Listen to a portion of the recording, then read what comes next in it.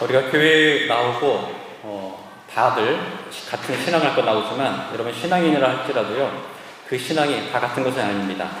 어떤 신앙을 보면요 참 닮고 싶고 그리고 가까이 가고 싶고 하는 어떤 아름다운 신앙이 있습니다. 만약에 새신자들이 처음 교회에 나와서 정착하게 되는 교회의 매력이 있다고 한다면 저는 신앙의 아름다움이라는 매력 때문에 교회에 정착한다고 말씀드릴 수 있습니다. 그 신앙의 그 아름다움을 보면서요 감동받고 그리고 마음이 열리고 그리고 계속해서 교회에 나오는 거 아닌가 싶습니다. 제가 이 신앙이 아름답다라고 말씀드린 이유는 뭐냐면 첫 번째, 여러분 신앙은요 사람을 변하게 합니다. 아니, 그렇게 강했던 사람이 어떻게 그렇게 부드러워질 수가 있는지요. 믿음이 들어가고 신앙 생활하다 보면요 신앙이 사람을 바꾸는 겁니다. 아니 그렇게 늘 보면은 인상 쓰고 막 화내던 사람이 어쩌면 그렇게 우는 사람으로 바뀌는지 모르겠어요. 또 어떤 사람은요 정말 교만한 사람인데 신앙이 들어가고 난 다음에 그 보이는 신앙이 아주 겸손해지는 모습을 보면서 알 수 있는 것이죠.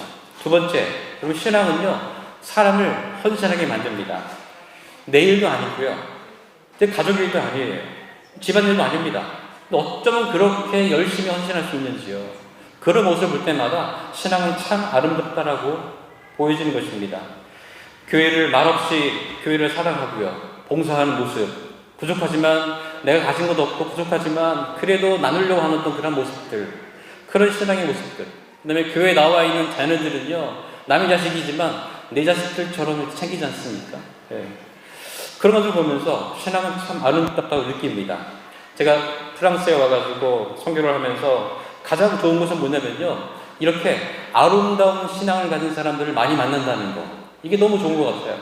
좀 한국에만 있을 줄 알았는데 프랑스 오니까 더 신앙이 빛나는 사람들이 많은 것 같습니다. 여러분 우리가 교회에 올 때마다 여러분 교회만 오면 좋잖아요. 안 그렇습니까 여러분? 교회만 오면 막 이렇게 기분이 좋아지고 막 뛰어오지 않습니까? 그래서 막 얼굴만 봐도 막 뿌듯해지고요. 그리고 서로 얼굴만 봐도 막 힘이 나지 않습니까? 뭐 하늘교회만 그런 게 아니라 제가 프랑스 교회를 가봐도 마찬가지예요. 프랑스 교회 가면 다 이렇게 얼굴을 봐주고요, 막 눈 마주치고요, 눈 마주치면 봉주 그러시잖아요. 그럼 막 마음이 열리고 막 녹아지지 않습니까? 네. 여러분 그런데 반면에 어떤 신앙은요 참 모자라고 아쉬운 신앙이 있습니다. 조금만 마음을 더 열었으면 좋겠는데, 아니 교회 나올 거면요 조금만 그 마음을 더 열었으면 좋겠는데 그거 안 열으니까 힘들어요.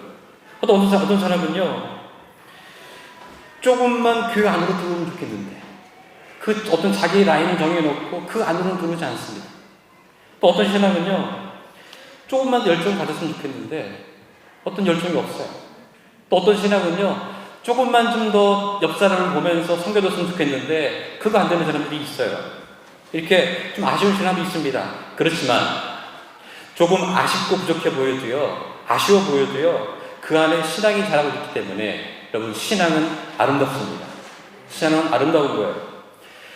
자, 그런데 그런 신앙의 아름다움을 깎아먹고 신앙의 고상함을 깨먹는 것이 있는데 바로 원망과 불평이라는 것입니다. 원망과 불평.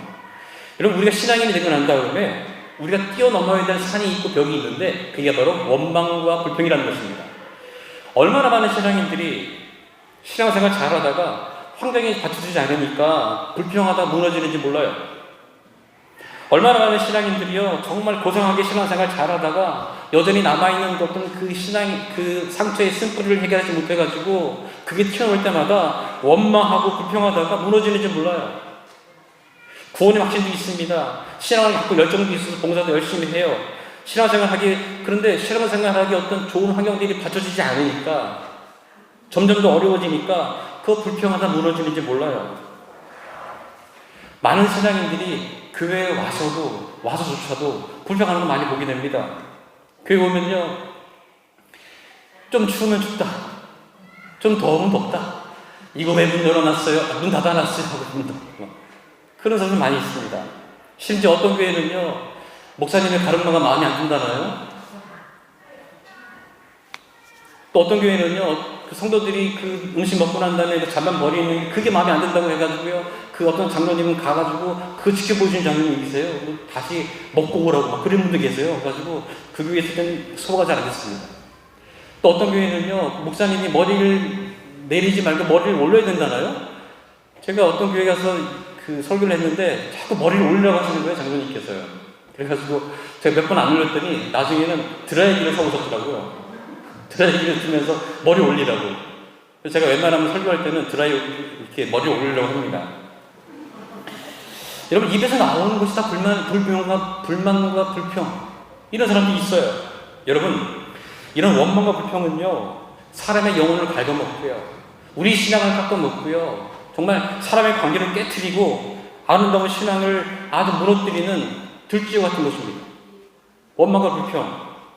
아무리 주일예배에 한 번도 안 빠지고 나오고 봉사 열심히 하고요, 헌금 많이 내고 그런다 할지라도요, 불평과 원망을 늘어놓는 신앙인은요 아름답다고 할 수 없습니다.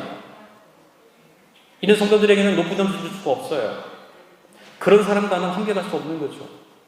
늘 피곤한 것입니다. 자, 그런데 이스라엘 백성들은 홍해바다를 건너고 난 다음에 출애굽을 했습니다. 그런 기적을 맛보고 광야에서 하나님 보호 속에 살 때 이스라엘 백성들에게도 원망과 불평은요 넘지 못하는 큰 산이었습니다. 오늘 말씀에 이스라엘 백성들이 또 원망과 불평을 늘어놓는 거예요. 고기를 달라는 불평입니다. 먹을 것이 하나도 없을 때 하나님께서 하늘에서 만나를 내려주셨어요. 그래가지고 아침에 가면 그 만나를 걷어다가 맛있게 먹고 하는 것을, 이런 생각을 가졌습니다. 너무 신기하고 너무 맛있으니까 이게 뭐냐 했다가 그 이름을 지었는데 이게 뭐냐가 이름이 됐어요. 그럴 정도로 아주 신기하고 맛있는 게 만나였습니다. 그런데 시간이 지나가다 보니까 이 만나가 실증이 나는 거예요. 그래서 불평을 시작합니다. 그러면서 뭐라고 불평하냐면, 우리 말씀 가운데 애굽에서는 값없이 생선, 오이, 참외, 부추, 파, 마늘을 먹었다라고 말합니다. 이런 백성들의 원망을 모세가 들었어요. 그러자 모세가 다시 하나님 앞에 불평을 내려놓는 이야기가 바로 10절부터 15절까지 이야기해요. 11절 말씀에 어찌하여 주께서 종을 괴롭게 하시나이까. 12절 말씀에 내가 그 짐을 지게 하시나이까. 15절 나를 죽여 내가 고난당함을 내가 보지 않게 하옵소서. 모세가 하나님 앞에 불평을 늘어놓는 겁니다.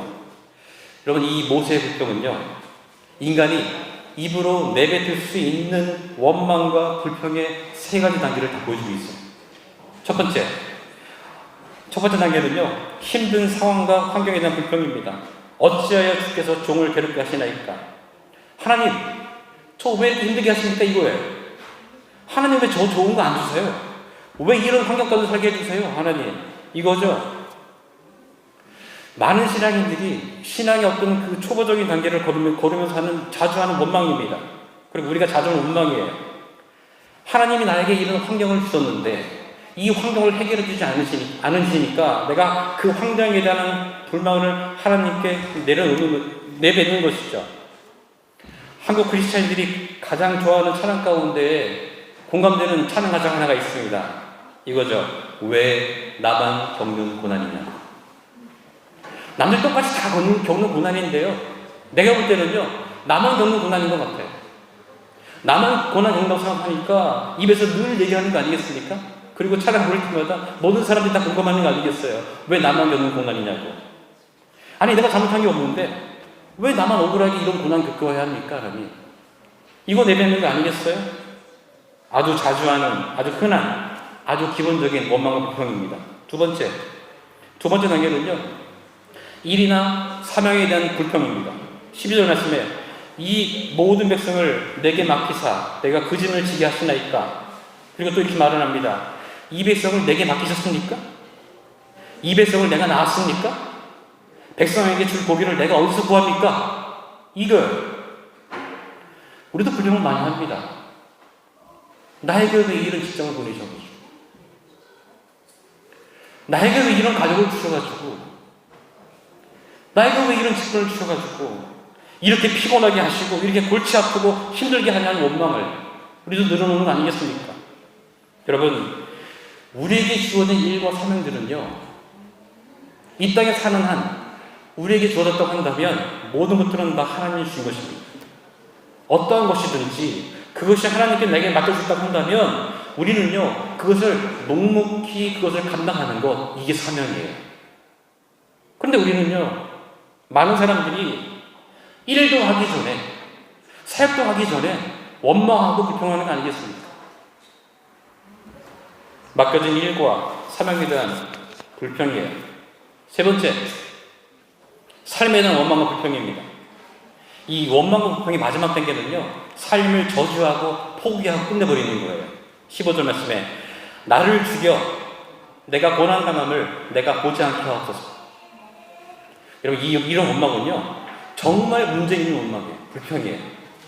여러분, 하나님이 듣기 싫어하는 말 베스트 5가 있는데요, 그 중에 하나 들어가는 이거예요. 하나님, 죽고 싶어요.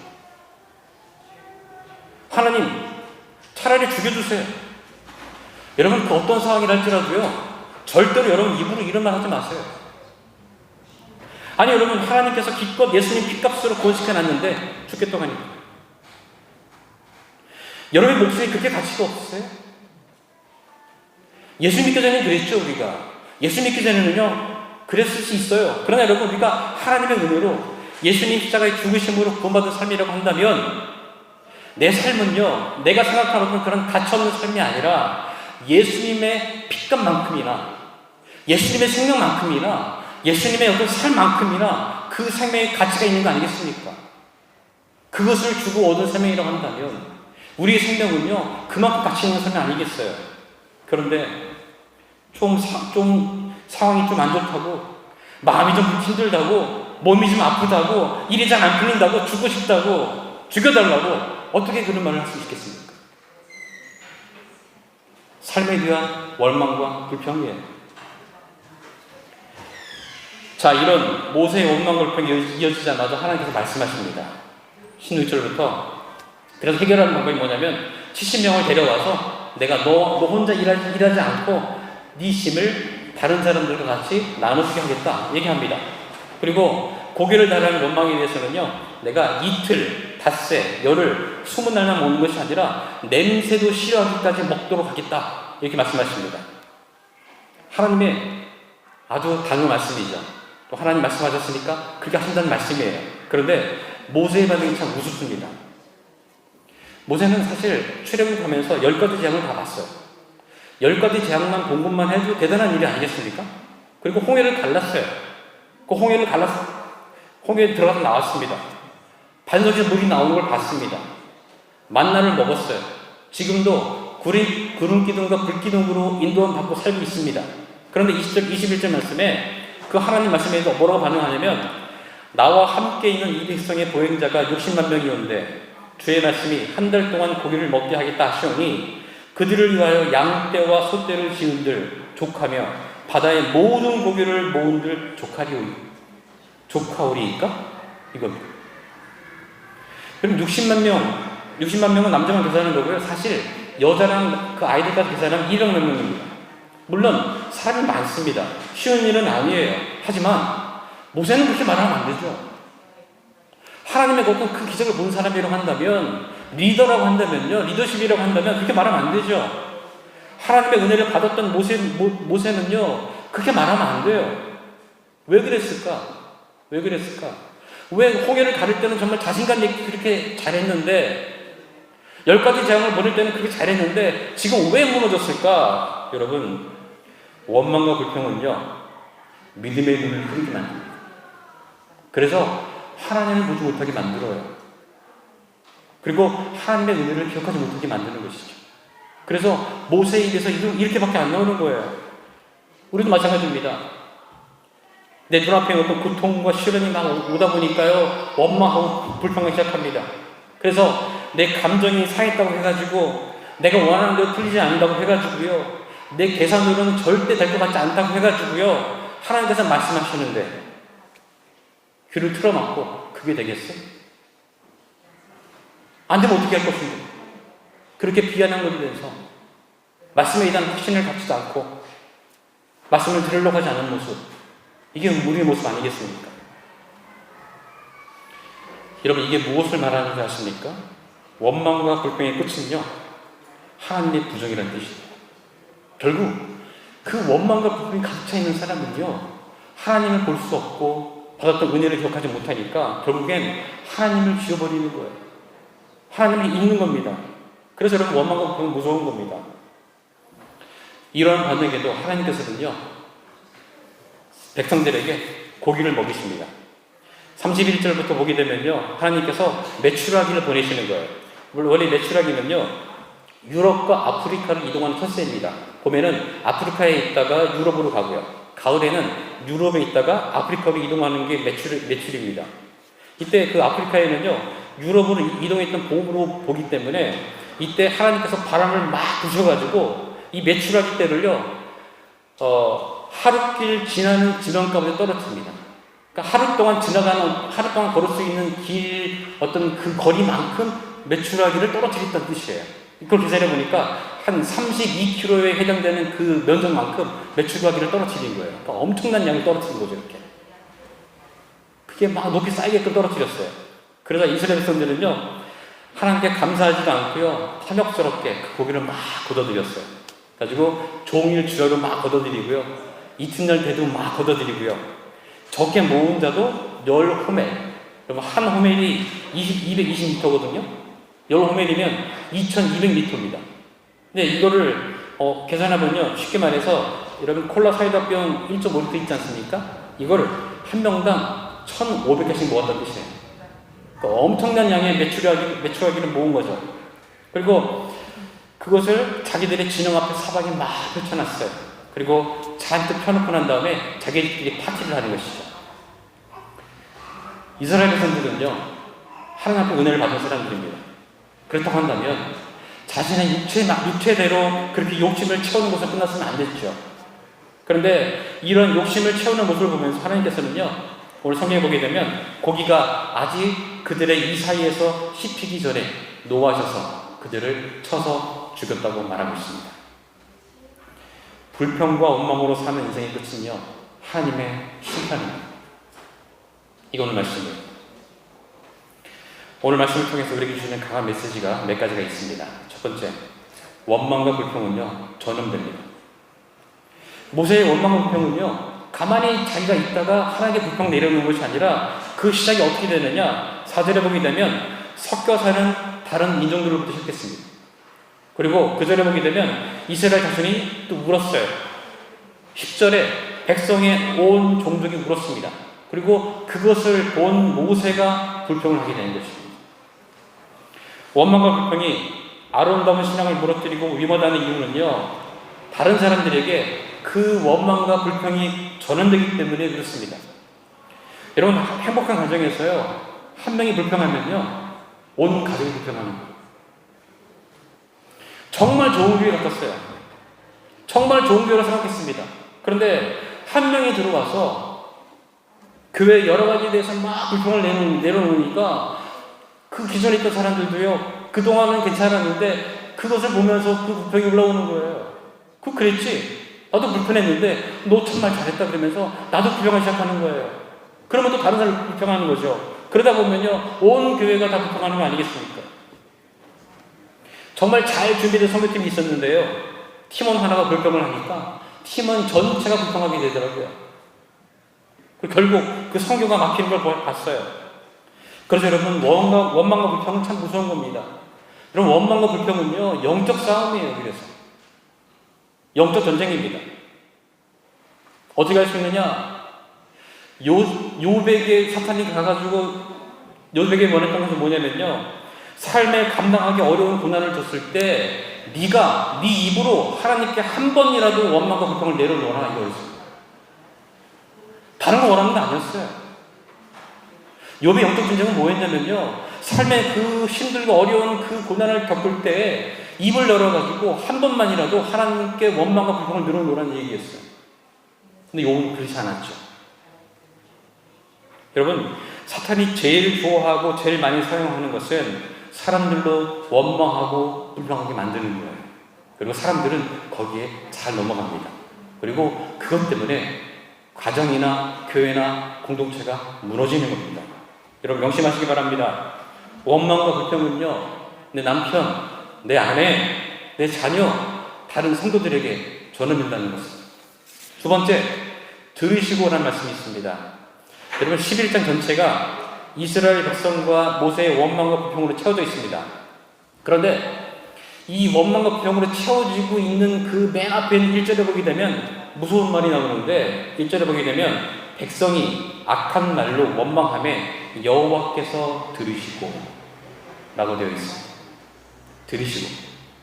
이 들으시고라는 히브리어의 표현은요, 여호와의 목전에서 여호와 보시기에라는 뜻입니다. 그러니까 우리가 원망과 불평을 늘어놓을 때요, 하나님께서는요 그것을 보시고 들으신다는 것입니다. 여러분, 하나님께서는 사람들의 모든 말을 듣고 계십니다. 우리가 어떤 좋은 말을 하든, 우리가 어떤 나쁜 말을 하든, 어떤 원망과 불평을 하든 하나님께서 다 들으신다는 거예요. 근데 우리는 말을 너무 쉽게 해요. 그리스도인이 되고 난 다음에도요, 죄를 짓지 않으려고 행동을 조심하는 것 같아요. 근데 여러분, 왜 말은 그렇게 안 되는지 모르겠어요. 왜 말은요 그렇게 쉽게 변하지 않는지 모르겠어요. 왜 말은 그렇게 절제되지 않는지 모르겠습니다. 왜 그렇게 막 지르고 막 퍼붓고 막 내뱉는지 모르겠어요. 말은요. 우리 입만 구원 못 받았나 보죠? 그런 건가요? 여러분, 그 말들을 하나님 앞에서 한다고 한다면 여러분 몇 마디나 할 수 있겠습니까? 우리가 신앙인이라고 한다면 우리는 말하기 전에 몇 가지를 생각해야 합니다. 첫 번째, 사람들을 생각하면서 사람들을 생각하면서 생각하셔야 돼요. 내가 지금 하고 있는 이 말이 거짓말이 없는가? 우리 가끔 거짓말 하잖아요. 거짓말 하지 않더라도요, 상당수 많이 부풀리잖아요. 또, 이 말이 그 사람에게 도움이 되는가? 우린 내 말만 하잖아요. 내가 하고 싶은 말만 하지 않습니까? 말 많이 하는 사람들 특징이 뭔지 아십니까? 서로 대화를 하는데 앞사람 얘기 듣지 않습니다. 내 말만 하는 거예요. 그리고 앞사람은 또 내 말 듣지 않고요, 자기 말만 합니다. 이 말이 그 사람에게 도움이 되는가? 또, 이 말로 그 사람에게 상처가 되는가? 아니면 또 다른 사람에게 상처가 되는가? 생각하고 얘기해야 됩니다. 어떤 욕이 될 수도 있고요, 어떤 뒷담화가 될 수도 있고요, 때로는 농담이 될 수도 있어요. 때로는 어떤 응답해설이 될 수도 있죠. 이걸 생각하면서 얘기해야 돼요. 두 번째, 하나님을 생각하면서 이 말이 하나님의 영광을 가리지 않는가? 또, 이 말이 하나님의 마음을 아프게 하지 않는가? 또 이 말이 교회에 해가 되지 않는가? 이걸 생각하면서 한마디 한마디 해야 되는 거죠. 여러분, 어렵죠? 말 한마디 하기 어렵지 않습니까? 그러나 우리는 너무 말을 많이 합니다. 그리고 생각하지 않고 거르지 않고 너무 말을 많이 합니다. 만약에 하나님께서 심판대에서 누구누구야 너 그때 죽고 싶어요, 죽여주세요 했는데 정말 사실이냐 물어주신다고 한다면, 아니 그때는 제가 힘들어서 그냥 한번 내뱉은 말인데요, 그렇게 변명하시겠습니까? 그렇게 말할 수 있겠습니까? 우리가? 여러분, 잊지 마시기 바랍니다. 여러분들이 내뱉은 그 말 한마디라도 하나님은 다 들으십니다.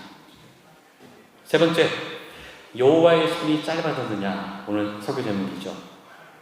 모세는 계속해서 하나님께 원망과 불평을 막 했어요. 그들을 위하여 양떼와 소떼를 잡은들 조카오며 바다의 모든 고기를 모은들 조카오리니까 그 모세의 물음에 여호와의 대답은 겁니다. 여호와의 손이 짧으냐. 여러분, 여호와의 손은요 하나님의 능력이죠. 그리고 개혁개정으로 바뀌기 전에는요 여호와의 손이 짧으냐 이 말씀이 여호와의 손이 짧아졌느냐 이 말씀이었습니다. 여호와의 손이 짧아졌느냐. 참 힘든 시기를 살고 있습니다. 여러분, 코로나 1년 반 넘게 이렇게 지나고 있죠. 너무 힘들어요. 경제활동도 힘들고요. 뭐 말해서 뭐 하겠습니까? 한국은 가기 왜 이렇게 힘든지 모르겠습니다. 한국 한번 가려는데 서류를 왜 그렇게 많이 만들어야 되는지 모르겠어요. 이런 시대 다가왔죠. 아니 숨쉬기 왜 이렇게 힘든지 모르겠습니다. 마스크를 써서 이렇게 숨쉬는 것도 힘들지만요, 사실은 마음의 마스크를 쓴 것 같아요. 마음의 숨을 쉬지 않은 시대에 살고 있습니다. 우리 힘든 시기에 살고 있어요. 그래서 우리가 하나님께 원망하고 불평하는 건 그런 거 아니겠어요? 나에게 도움이 필요한데 왜 하나님이 도와주지 않으세요? 이게 아니겠습니까? 나는 지금 절실한데 왜 저 안 봐주세요? 이게 아니겠어요? 나는 진짜 힘들고 어려운데 왜 하나님께서 가만히 있고 행하지 않으십니까? 그런 불평 나오는 거 아니겠습니까? 그래서 나오는 말이 하나님께서 나에게 관심이 없다. 나를 안 도와주신다. 원망하는 게 아니겠습니까? 그러나 여러분, 아무리 우리가 힘들다 할지라도요, 하나님의 능력이 줄었다거나, 우리를 외면하신다거나, 우리를 벌 내리신다거나, 한 번도 하나님의 손이 짧아진 적 없습니다. 여러분, 우리가 힘든 것은요, 여호와의 손이 짧아진 건 아니라 우리의 믿음이 짧아진 것이라는 것을 기억하시기 바랍니다. 아까 말씀드린 그 한국인이 좋아하는 찬양 가사 가운데 왜 나만 겪는 고난이냐고 이렇게 시작하잖아요. 그런데 여러분 그 찬양의 마지막에 결론이 뭔지 아세요? 후렴에 주님이 손잡고 계시잖아요. 이거예요. 후렴에 다른 가사도 많아요. 막 힘을 내서 이런 말이 있는데 제가 볼 때는요. 그 찬양의 주제는요. 결론은 이거예요. 주님이 손잡고 계시잖아요. 그리고 우리 삶의 해답은 주님이 손잡고 계시잖아요입니다. 여러분 하나님의 손이 짧아져가지고 멀리 있는 것이 아니라 우리는요 아예 주님의 손을 잡고 사는 사람들이라는 것입니다. 명심하세요. 우리는요 주님의 손을 잡고 사는 사람들입니다. 막 입에서 막 불평이 막 나오려고 하는 순간 기억하세요. 나는 하나님의 손을 잡고 있는 사람입니다. 입에서 막 원망이 나오려고 하는 순간 여러분 다시 하나님의 손을 찾으시기 바랍니다. 그리고 하나님의 손을 붙잡으시기 바랍니다. 우리는요 이미 하나님의 손을 붙잡고 사는 사람들이에요. 오늘 모세에게 하신 말씀은 힘들고 어려운 시기에 지쳐서 원망과 불평을 누르는 우리들에게 똑같이 물으시는 말씀이십니다. 누구누구야 여호와의 손이 짧아졌느냐? 왜 그렇게 원망하고 불평해? 누구누구야 여호와의 손이 짧아졌느냐? 왜 그렇게 불안해해? 왜 그렇게 안절부절해? 누구누구야? 내 손이 짧아졌느냐? 네가 왜 그걸 걱정해? 누구누구야? 내 손이 짧아졌느냐? 왜 좀 더 기다리지 못해? 누구누구야? 내 손이 짧아졌느냐? 왜 죽으려고 해? 우리가 하신 말씀이에요. 하나님께서 지금 여러분들에게 똑같이 질문하신다면 여러분들은 어떻게 대답하시겠습니까? 제가 물어볼 테니까 여러분들이 속으로 대답하시기 바랍니다. 여러분, 코로나로 정말 힘들고 어려운 시기에 살고 있는데 하나님의 손이 짧아지셨습니까?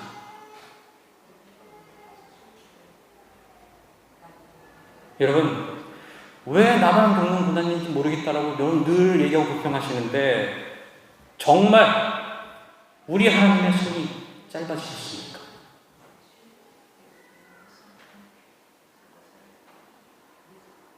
잘 대답하셨다고 한다면 그대로 믿고 그대로 사시기 바랍니다.